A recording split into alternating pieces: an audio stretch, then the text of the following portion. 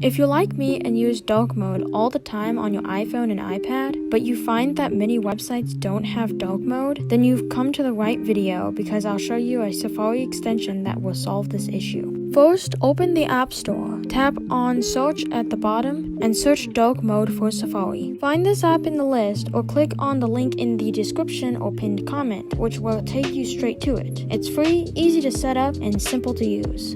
Once the app is downloaded, you'll need to launch it once before proceeding to install the extension itself into Safari. Now, go to Settings, Safari, Extensions. Tap on Dark Night, then tap All Websites and change it to Always. Now just launch Safari, find a website you want dark mode enabled on, and it'll apply the extension for you. If you are ever on a website you don't want the extension applied to, tap on the AA in the search bar, then tap on Dark Night. All you need to do is disable it for that website, so whenever you visit that website again, it'll automatically disable the extension. If you find images too bright for you while the extension is enabled, you can adjust the brightness of all images on the website too.